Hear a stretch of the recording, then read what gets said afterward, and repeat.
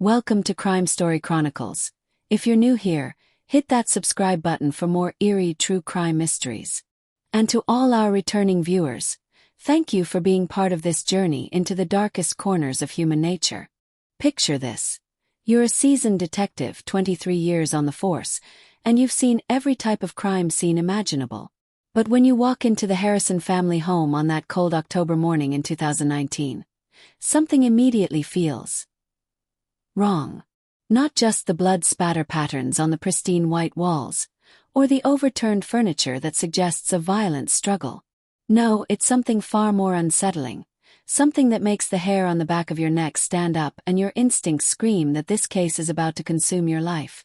Every single clock in the house, from the grandfather clock in the foyer to the digital display on the microwave, has been deliberately set to 12 o'clock midnight. But here's the thing that'll keep you awake at night.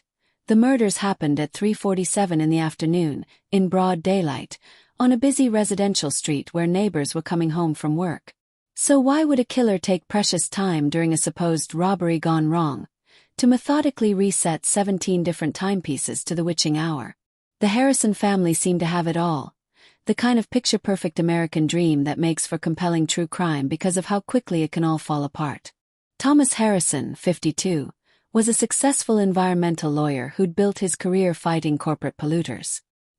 His wife Isabella, 48, ran a popular antique restoration business from their converted garage, specializing in vintage timepieces, a detail that would prove more significant than anyone initially realized.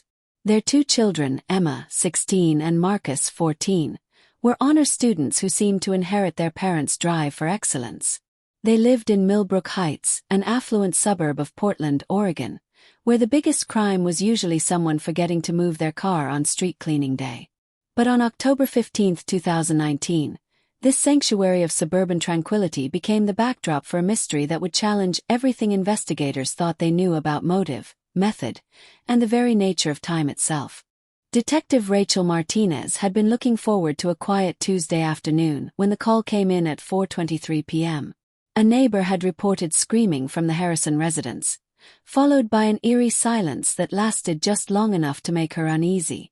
When Martinez arrived at 1247 Elm Street, she found the front door slightly ajar, not wide open like you'd expect from a panicked intruder's hasty exit, but carefully positioned as if someone wanted it to be discovered. "The first thing that hit me wasn't the smell of blood or the obvious signs of violence," Martinez told me during our interview, her voice still carrying the weight of that afternoon. "It was the sound, or rather, the absence of sound. Have you ever noticed how a house full of clocks creates this constant, almost subliminal symphony of ticking? The Harrisons had antique clocks everywhere, and they were all silent. What Martinez discovered inside would haunt her for years to come. Thomas Harrison lay in his home office, a single gunshot wound to the head, slumped over his desk where he'd been working on a case involving illegal toxic waste dumping. Isabella was found in the kitchen, also shot once, her body positioned near the back door as if she'd been trying to escape. But it was the children's discovery that nearly broke the veteran detective's composure. Emma and Marcus were found in the living room, and unlike their parents, they showed no signs of gunshot wounds. The medical examiner would later determine they'd been suffocated, but here's what made Martinez's blood run cold. They were positioned side by side on the couch, hands folded, eyes closed, as if they'd been tucked in for an eternal sleep. And surrounding them, like silent sentinels, were 17 clocks of various sizes and styles, every single one frozen at midnight. The initial investigation seemed straightforward enough. The back door had been forced open, several valuable items were missing. Isabella's collection of rare jewelry, Thomas's expensive watches, about $3,000 in cash from a safe that had been cracked with professional precision. Detective Martinez remembers thinking it was a textbook case of a burglary that went tragically wrong when the family came home unexpectedly. But then the crime scene techs started processing the evidence, and that's when the neat little narrative began to unravel like a thread being pulled from a carefully woven tapestry. The forced entry at the back door. Upon closer inspection, the damage appeared to be staged. The wood splinters were facing the wrong direction, suggesting the door had been damaged from the inside. The missing valuables. They were discovered 3 days later, buried in the Harrisons' own backyard, carefully wrapped in plastic and placed in a location where they'd be found quickly if someone knew where to look. But it was the timeline that kept Detective Martinez awake at night, staring at her bedroom ceiling and trying to make sense of the impossible. The coroner's preliminary examination put the time of death between 3:30 and 4 p.m., right in the middle of the day when the neighborhood was most active. Mrs. Chen, who lived directly across the street, had been gardening in her front yard from 2 to 4:30 p.m. and swore she never saw anyone suspicious enter or leave the Harrison house. The mailman, Jerry Stevens, delivered packages to 3 houses on the same block between 3:15 and 3:45 p.m. and remembered waving to Isabella through the kitchen window as she prepared what looked like an afternoon snack. She seemed perfectly normal, Stevens told investigators. She even smiled and waved back. There was no indication anything was wrong. So how does a family of 4 get murdered in broad daylight, in a busy neighborhood, with multiple witnesses nearby, and nobody sees or hears anything until it's too late? Martinez began to suspect they weren't dealing with a random burglary at all, but something far more sinister and carefully orchestrated. The killer hadn't just committed murder. They'd manipulated time itself, creating a temporal puzzle that seemed designed to confuse and misdirect the investigation. But why go to such elaborate lengths? What was the killer really trying to hide? And why did they want investigators to focus on the concept of midnight, a time traditionally associated with endings, supernatural occurrences, and the thin veil between life and death? As Martinez dove deeper into the investigation, she began to notice other temporal anomalies that made her question everything she thought she knew about the case. The Harrisons' home security system had been disabled exactly at midnight the night before the murders, but the system's backup logs showed it had been turned off from inside the house, using Thomas's personal access code.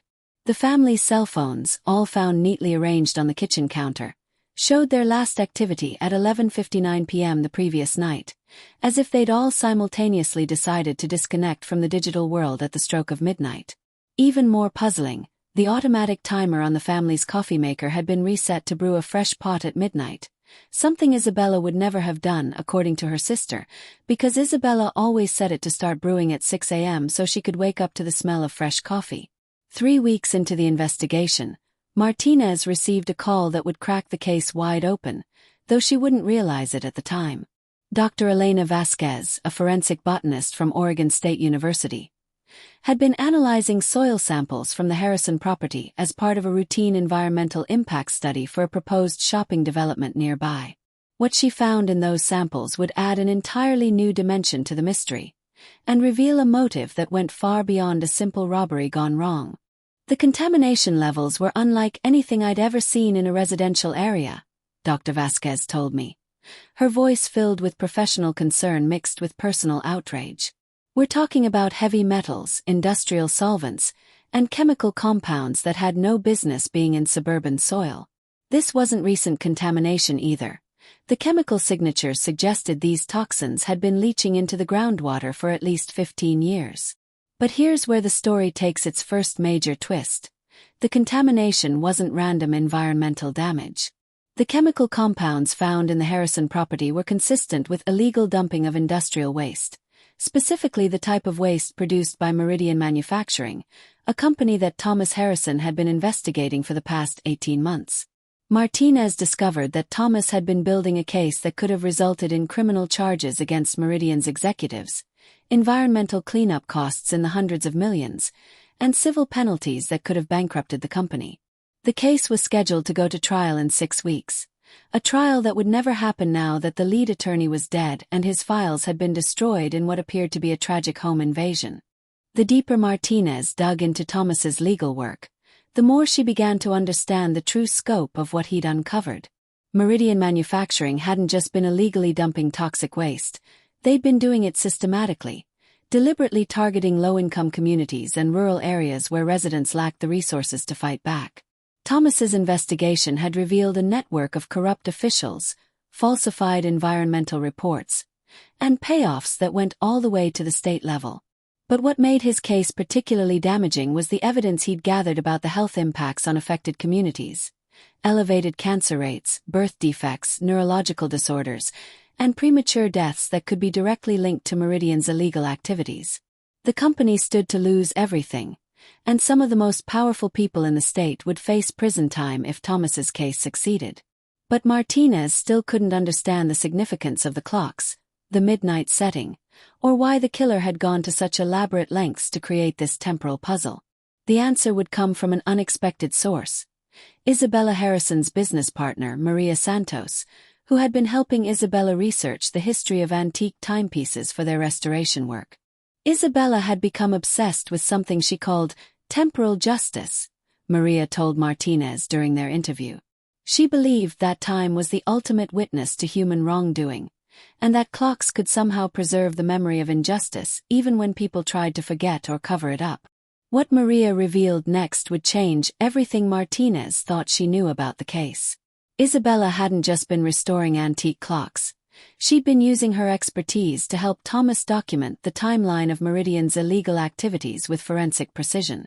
The couple had discovered that Meridian's most egregious dumping activities occurred during night shifts, always starting at exactly midnight to avoid detection by daytime inspectors and regulatory officials.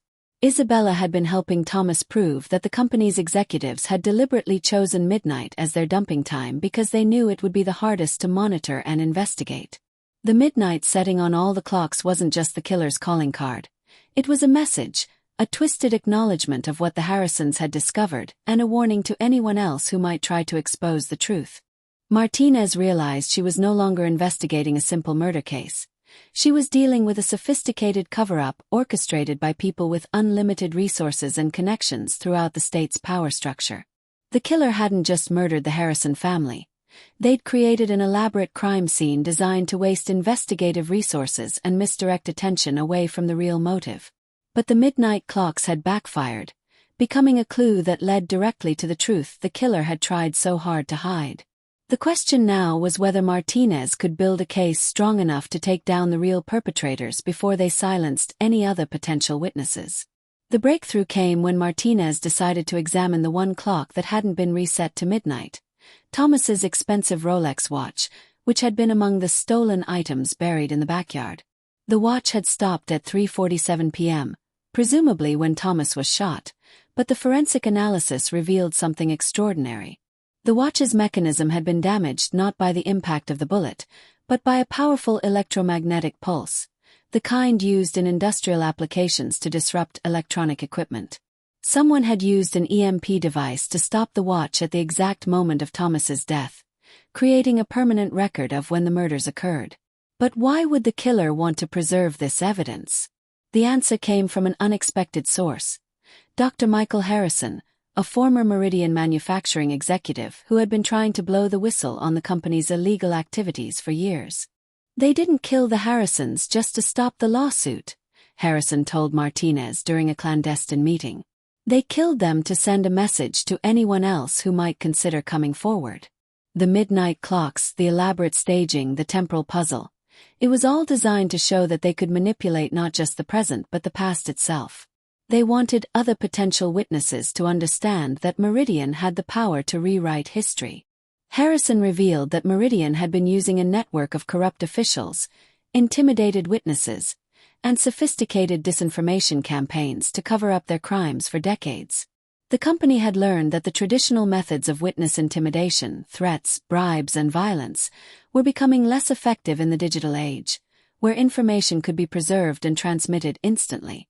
So they developed a new strategy: elaborate, symbolic murders that would serve as warnings while simultaneously creating enough confusion and misdirection to prevent successful prosecutions.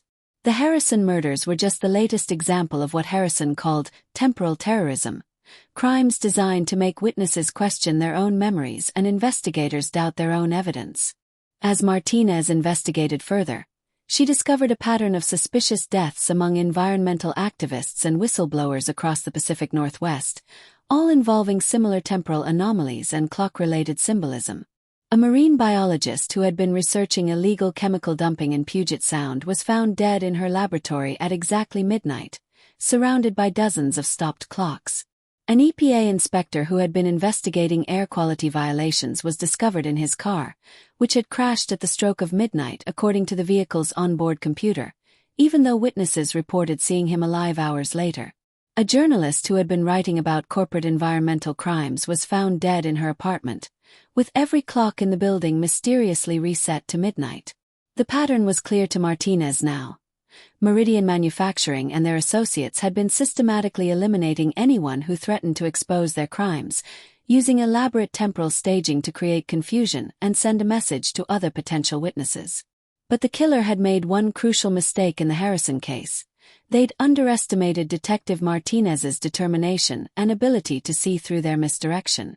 The question now was whether she could gather enough evidence to prove the conspiracy before becoming the next victim of temporal terrorism. Martinez knew she needed more than circumstantial evidence and pattern recognition to build a case against Meridian Manufacturing. She reached out to Dr. Jennifer Walsh, a forensic chronobiologist at the University of Washington, who specialized in using biological clocks to determine exact times of death and analyze temporal evidence in criminal cases. What Dr. Walsh discovered in the Harrison autopsy samples would provide the scientific proof Martinez needed to expose the conspiracy, and reveal just how far the killers had gone to manipulate the evidence. The circadian rhythm markers in the victim's tissue samples were completely inconsistent with the supposed time of death, Dr. Walsh explained to me, her voice filled with scientific fascination and moral outrage. The cellular evidence suggested that the family had been killed during their natural sleep cycle, sometime between 2 o'clock and 4 a.m., not in the middle of the afternoon as the crime scene suggested. Someone had gone to extraordinary lengths to make it appear as if the murders happened during daylight hours, including manipulating the decomposition process and staging the scene to match a false timeline. Dr. Walsh's analysis revealed that the Harrison family had been killed nearly 12 hours before their bodies were discovered, and that the crime scene had been carefully maintained and restaged to match the false timeline. The killer had used industrial-grade refrigeration equipment to slow decomposition, specialized lighting to simulate natural daylight conditions, and even recorded audio of neighborhood sounds to create the illusion that the murders had occurred during the busy afternoon hours. The level of sophistication required for such an elaborate deception pointed to an organization with significant resources and technical expertise. Exactly the kind of operation that a major corporation like Meridian Manufacturing could fund and coordinate. But the most chilling discovery came when Dr. Walsh analyzed the electromagnetic residue found on the victim's clothing and personal effects. The EMP device used to stop Thomas's watch had been military-grade equipment, the kind typically used by government agencies or major corporations for industrial espionage. The electromagnetic signature was unique enough to potentially trace back to its source, but it would require cooperation from federal agencies that might not be willing to investigate a company with Meridian's political connections. Martinez realized she was running out of time. If Meridian discovered how much she'd learned, she could become the next victim of their temporal terrorism campaign. Just when Martinez thought she'd reached a dead end in her investigation, she received an encrypted message from someone claiming to be inside Meridian Manufacturing. The message contained a single line: "The clock strikes midnight for justice. Meet me where time stands still." It was signed with the initials RK, and included GPS coordinates for a location in the Oregon Coast Range. Against her better judgment and department protocol, Martinez decided to meet this mysterious informant, knowing it could be a trap but unable to pass up what might be her only chance to get inside information about the conspiracy. The coordinates led to an abandoned mining facility that had been shut down for environmental violations 20 years earlier. Violations that Martinez would later discover had been covered up by the same network of corrupt officials who protected Meridian Manufacturing. In the ruins of the old mine office, she found Robert Kellerman, Meridian's former head of security, who had been carrying the weight of the company's crimes for over a decade. "I helped plan the Harrison operation," he told Martinez, his voice barely above a whisper. "But I never thought they'd kill the children. That wasn't part of the plan." What Kellerman revealed over the next 3 hours would expose the full scope of Meridian's criminal enterprise and explain the true significance of the midnight clocks. The company hadn't just been illegally dumping toxic waste. They'd been running a sophisticated operation that included corporate espionage, witness intimidation, political corruption, and when necessary, murder. The midnight timing wasn't just symbolic. It was part of a carefully planned psychological warfare campaign designed to create maximum fear and confusion among potential witnesses and investigators. They studied the psychological impact of temporal disruption, Kellerman explained. They knew that messing with people's perception of time would make them question everything else, including their own memories and judgment. Kellerman provided Martinez with documents, recordings, and physical evidence that proved Meridian's involvement in the Harrison murders and connected the company to at least 6 other suspicious deaths over the past 5 years. But he also warned her that her investigation had been discovered, and that she was now a target for elimination. "They know you've been asking questions about the clocks," he said, his eyes darting nervously around the abandoned building. "They're planning to make you the next example of what happens to people who dig too deep into temporal terrorism. You have maybe 48 hours before they move against you." Martinez returned to Portland knowing that she was now in a race against time. Quite literally. She had less than 2 days to gather enough evidence to arrest the key players in the conspiracy before they could silence her permanently. But building a case against such a powerful and well-connected organization would require more than just the evidence Kellerman had provided. She needed to find a way to get inside Meridian's operations and document their crimes in real time, even if it meant putting her own life at risk. The solution came from an unexpected source. The FBI's Environmental Crimes Unit, which had been conducting their own investigation into Meridian manufacturing based on anonymous tips they'd been receiving for months. Special Agent David Chen, no relation to the Harrisons' neighbor, had been building a federal case against Meridian for environmental crimes, but he hadn't connected the company to the temporal terrorism murders until Martinez shared her evidence. Chen revealed that the FBI had been monitoring Meridian's communications and had intercepted plans for what they called Operation Kronos, a coordinated campaign to eliminate all remaining threats to the company's operations. Martinez's name was on the target list, along with Dr. Harrison, Robert Kellerman, and 3 other potential witnesses who had been asking questions about Meridian's activities. Working together, Martinez and Agent Chen developed a plan to expose Meridian's criminal network by allowing Operation Kronos to proceed while capturing everything on surveillance equipment. It was an incredibly dangerous gambit that required Martinez to act as bait, knowing that the company's operatives were already planning her murder. But it was the only way to gather the real-time evidence needed to prosecute the entire conspiracy and prevent future victims of temporal terrorism. The plan would culminate at midnight on October 15, 2020. Exactly 1 year after the Harrison murders, a timing that Agent Chen believed would appeal to Meridian's obsession with temporal symbolism. The night of October 15, 2020, Detective Martinez sat in her car outside the abandoned Harrison house, knowing that Meridian's operatives were watching her every move. The house had been empty since the murders, too contaminated by tragedy for any family to call it home. But Martinez had leaked information suggesting she'd found crucial evidence hidden somewhere in the property, evidence that could destroy Meridian's entire operation. It was a lie designed to force the company's hand and bring their operatives out into the open where FBI surveillance could document their crimes. At 11:47 p.m., 3 figures approached the house from different directions, moving with the professional coordination of experienced operatives. Martinez recognized one of them as Vincent Torres, Meridian's current head of security and the man she suspected of orchestrating the Harrison murders. The other 2 were unknown to her, but their military-style movements and high-tech equipment identified them as professional killers. As they converged on the house, Martinez could hear Agent Chen's voice in her earpiece. "All units in position. We have eyes on all suspects. Maintain your position until they enter the house." What happened next would be captured on multiple surveillance devices and provide the evidence needed to finally bring down Meridian Manufacturing's criminal network. As the operatives searched the house for the non-existent evidence, they inadvertently revealed details about the original crime that only the killers could have known. Torres was recorded explaining to his associates how they'd manipulated the crime scene timeline and why they'd chosen the midnight clock symbolism. "The clocks weren't just about sending a message," he said, his voice clear on the FBI's recording equipment. "They were about psychological warfare, making investigators and witnesses question their own perception of reality and time." But the most damning evidence came when the operatives discussed their plans for Martinez's murder, revealing not just their intention to kill her, but their methods for staging the crime scene to look like a suicide brought on by the stress of the unsolved Harrison case. They'd planned to position her body in the same living room where Emma and Marcus Harrison had been found, surrounded by clocks set to midnight, creating a symbolic connection between the original murders and what they intended to be the final victim of their temporal terrorism campaign. The recording captured Torres saying, "After tonight, no one will ever investigate another midnight murder. They'll all be too afraid of becoming part of the pattern."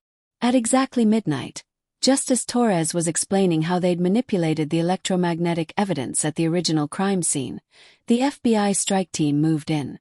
The arrests were swift and decisive, with all 3 suspects taken into custody without a shot being fired. But the real victory came in the hours that followed, as the evidence gathered during the sting operation provided the foundation for a massive federal investigation that would ultimately expose the full scope of Meridian Manufacturing's criminal enterprise. Over the next 6 months, the investigation expanded to include charges against 17 Meridian executives, 12 government officials, and 5 law enforcement officers who had been part of the conspiracy. The temporal terrorism campaign was revealed to be just one part of a larger criminal network that had been operating for over 2 decades, responsible for environmental crimes, political corruption, and at least 12 murders disguised as accidents or suicides. The midnight clock symbolism had been used in 9 different cases, creating a pattern of psychological warfare designed to intimidate witnesses and confuse investigators.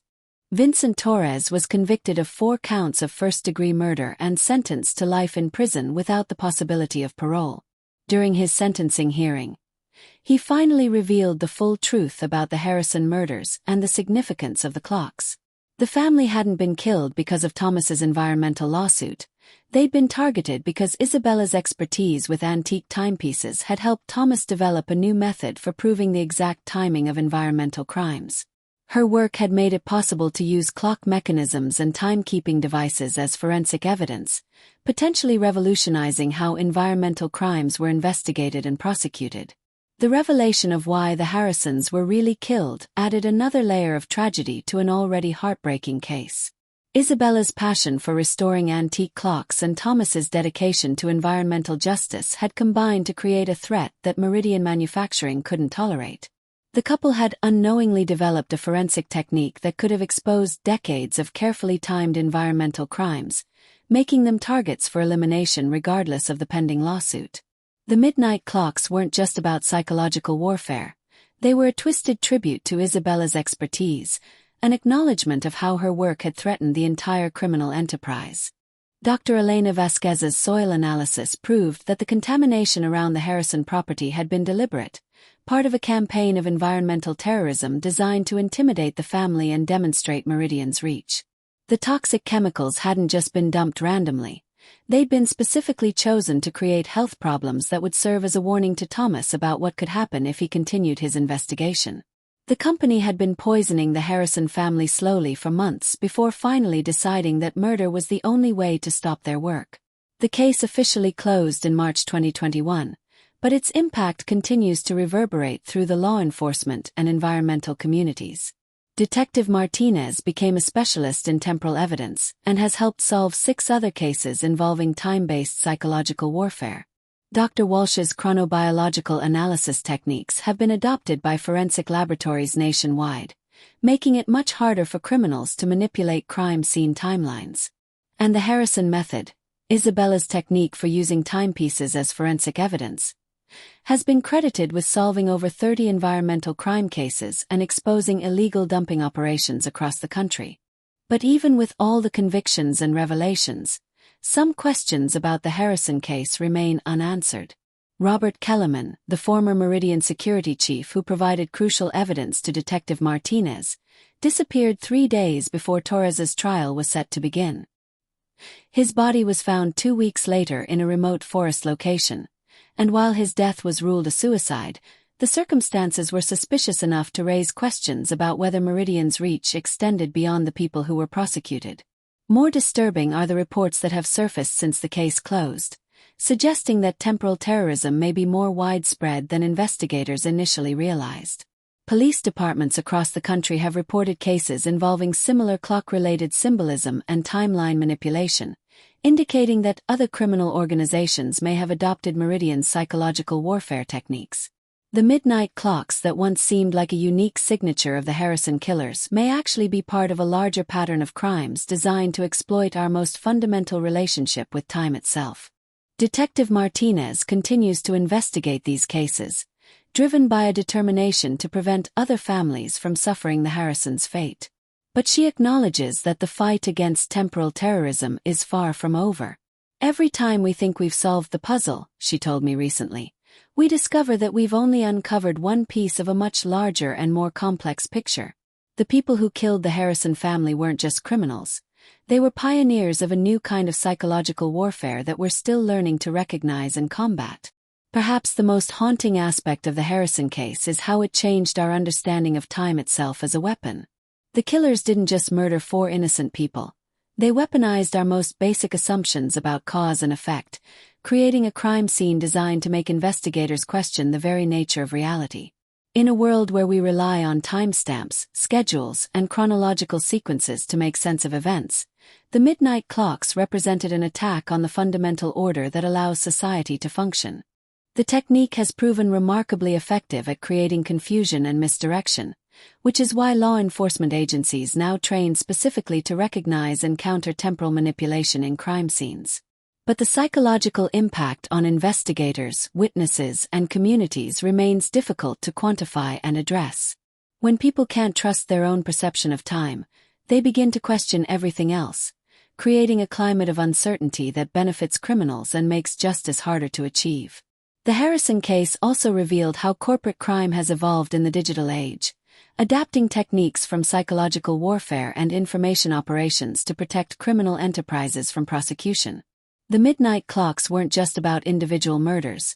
They were part of a systematic campaign to undermine public trust in institutions and create enough confusion to allow environmental crimes to continue undetected. It's a reminder that, in our interconnected world, even the most personal tragedies can be connected to larger systems of power and corruption. Today, the Harrison house stands empty, its windows boarded up and its yard overgrown with weeds. The city of Portland has designated it as a historical site, not for its architectural significance, but as a monument to the victims of corporate environmental crimes. Visitors sometimes report hearing the sound of ticking clocks emanating from the empty rooms, though investigators have confirmed that no timepieces remain in the building. Whether the sounds are real or imagined, they serve as a reminder of how the case continues to haunt everyone who was touched by it. The 4 family members who died in that house on October 15, 2019, have become symbols of something larger than their individual tragedy. Thomas Harrison's environmental legal work has been continued by a foundation established in his name, which has successfully prosecuted dozens of corporate polluters using the evidence-gathering techniques he developed. Isabella's Timepiece Restoration Workshop has been converted into a forensic training center where investigators learn to recognize temporal manipulation in crime scenes. Emma and Marcus, the 2 children whose lives were cut short by corporate greed, are remembered through scholarship programs that support young environmental activists and forensic scientists.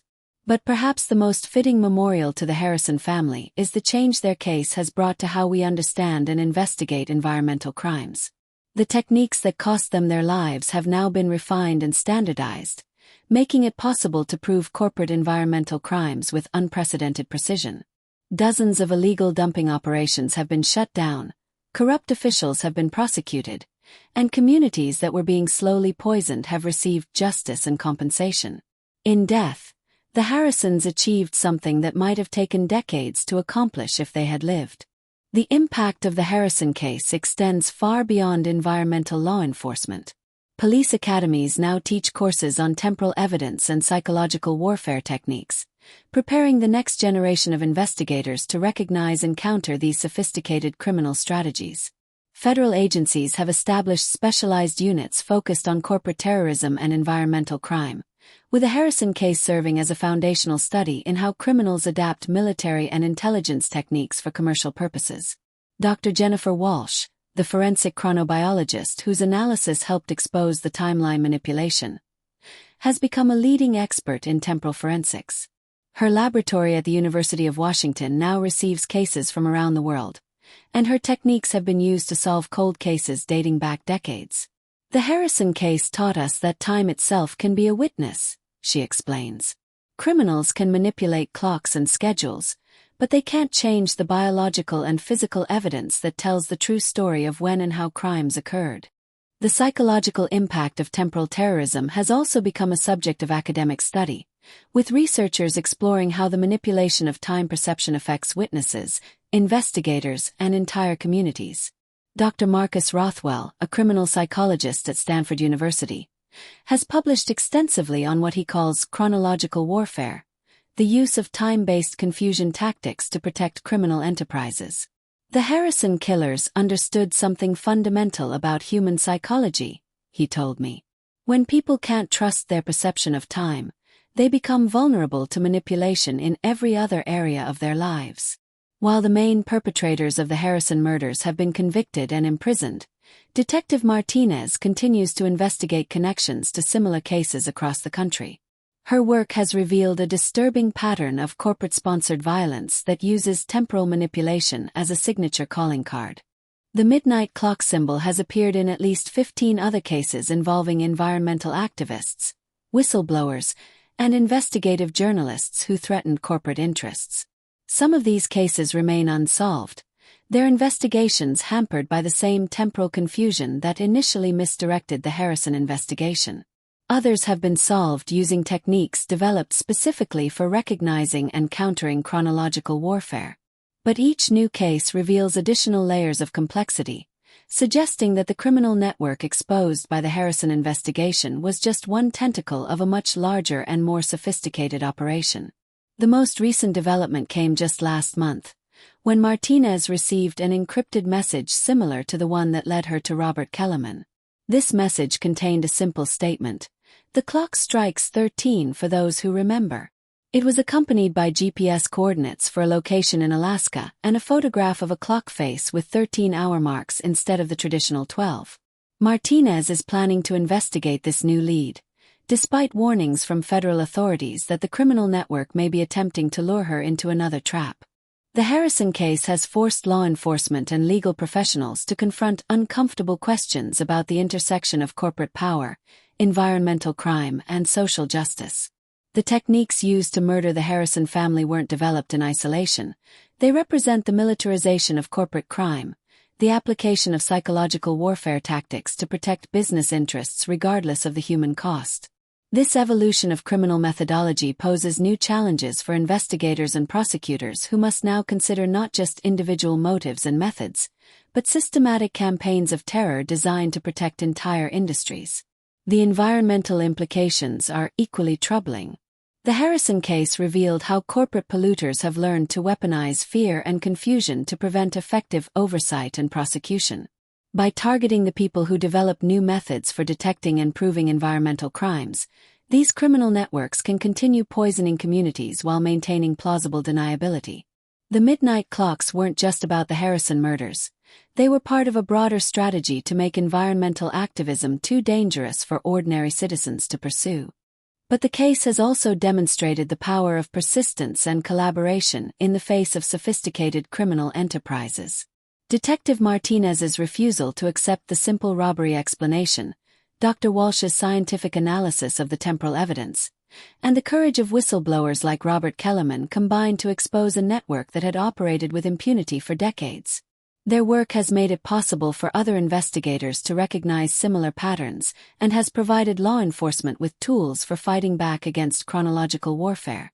Despite all the convictions, revelations, and policy changes that resulted from the Harrison investigation, significant questions remain unanswered. The identity of the person or organization that originally developed the temporal terrorism techniques used in the murders has never been determined.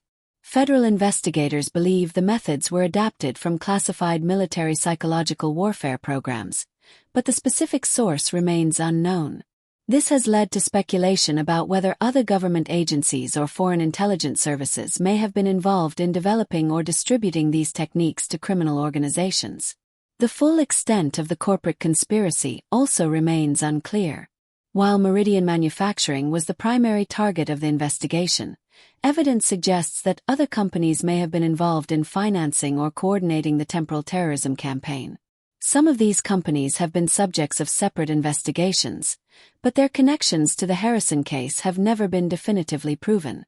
The possibility that an entire industry coordinated to eliminate environmental threats through systematic murder campaigns represents a level of corporate criminality that challenges our understanding of how business and crime intersect in the modern world. Perhaps most disturbing is the evidence that suggests the temporal terrorism techniques may have been used internationally. Interpol has identified similar cases in at least 6 countries, involving environmental activists, journalists, and government officials who threaten various corporate interests.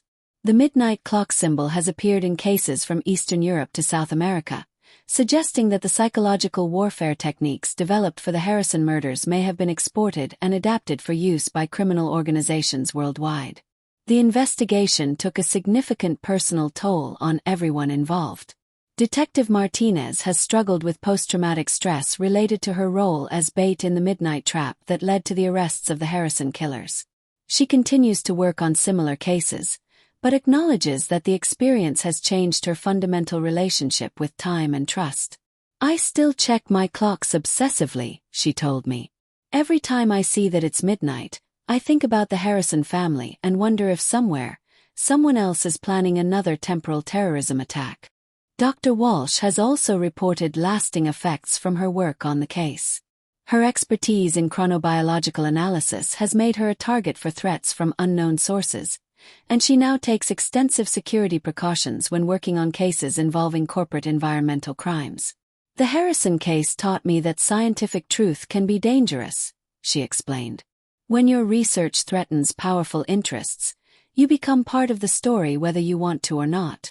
Even Agent Chen, the FBI investigator who coordinated the federal response to the case, has faced challenges in his subsequent career. His success in exposing the Meridian Manufacturing conspiracy made him a target for retaliation from other criminal organizations, and he has been transferred multiple times for his own safety. "The Harrison case was a victory for justice," he told me, "but it also showed us how sophisticated and ruthless these criminal networks have become. We're fighting an enemy that's constantly evolving, and we have to be prepared for whatever they try next." Law enforcement agencies now recognize temporal terrorism as a distinct category of criminal activity, with specialized training programs and investigation protocols designed to counter these techniques. But the criminals are adapting as well, developing new methods for manipulating time perception and creating confusion in crime scenes. Recent cases have involved digital manipulation of timestamp data, the use of artificial intelligence to create false timeline evidence, and even more sophisticated electromagnetic devices for stopping or altering timepieces. The international nature of the threat has also become more apparent. Intelligence agencies have identified training camps where criminal organizations learn psychological warfare techniques adapted from military and intelligence programs. These camps produce operatives who can execute sophisticated temporal terrorism attacks anywhere in the world, making it difficult for local law enforcement to recognize and respond to these crimes effectively.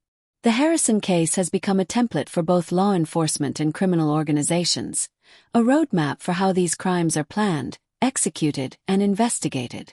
This has created an ongoing arms race between investigators who are developing new detection methods and criminals who are creating new techniques for evading detection.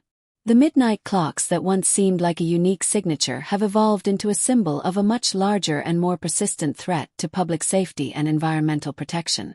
On the 5th anniversary of the Harrison murders, the city of Portland dedicated a memorial garden on the site where the family's house once stood. The building was demolished in 2022. But the lot has been transformed into a peaceful space where visitors can reflect on the victims and the ongoing fight for environmental justice.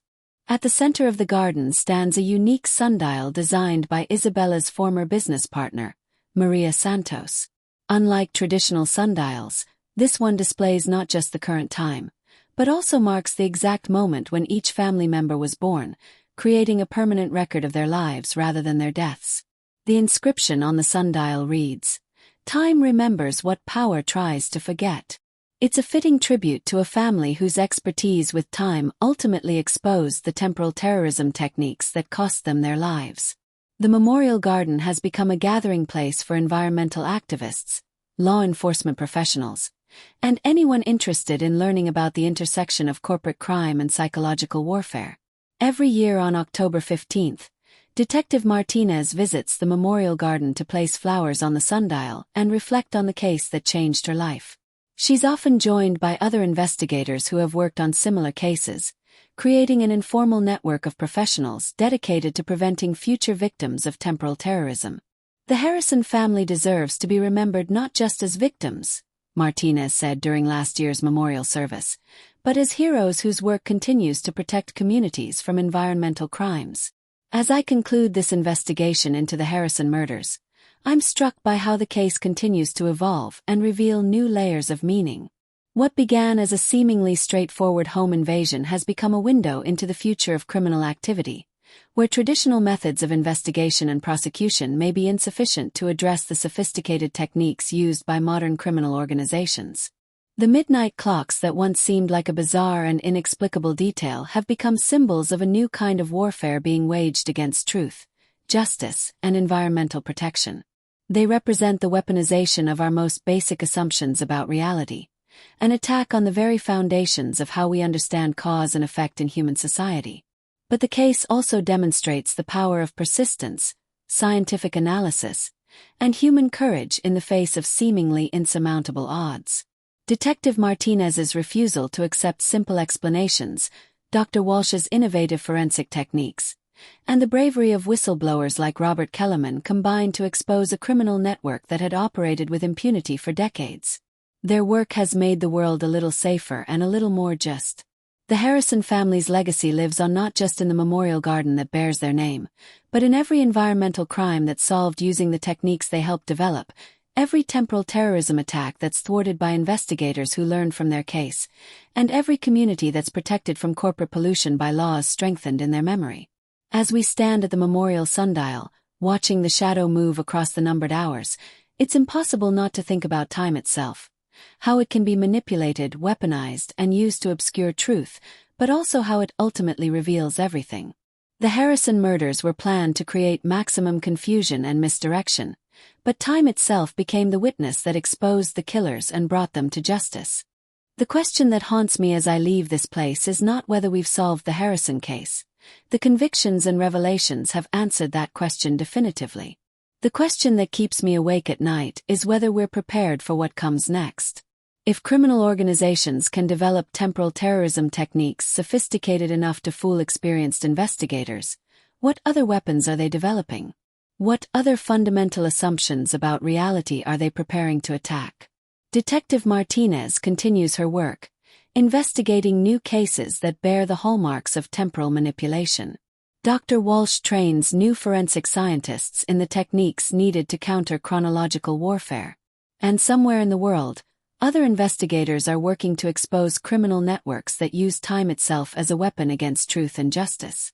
The Harrison case reminds us that, in our complex, interconnected world, even the most personal tragedies can be connected to larger systems of power and corruption. But it also shows us that truth has a way of emerging, even when criminals use the most sophisticated techniques to hide it. Time, as the inscription on the sundial reminds us, remembers what power tries to forget. Thank you for joining me on this journey into one of the most complex and disturbing cases in modern criminal history. The Harrison murders may be solved, but the fight against temporal terrorism continues. If you've been affected by this story, or if you have information about similar cases, please reach out to law enforcement or the environmental crime hotlines listed in the description below. What do you think about the concept of temporal terrorism? Have you ever encountered situations where your perception of time was manipulated to create confusion or misdirection? Share your thoughts in the comments below. And don't forget to subscribe to Crime Story Chronicles for more deep dives into the cases that challenge our understanding of justice, truth, and the nature of crime itself. Until next time, remember that justice may be delayed, but time itself never forgets the truth.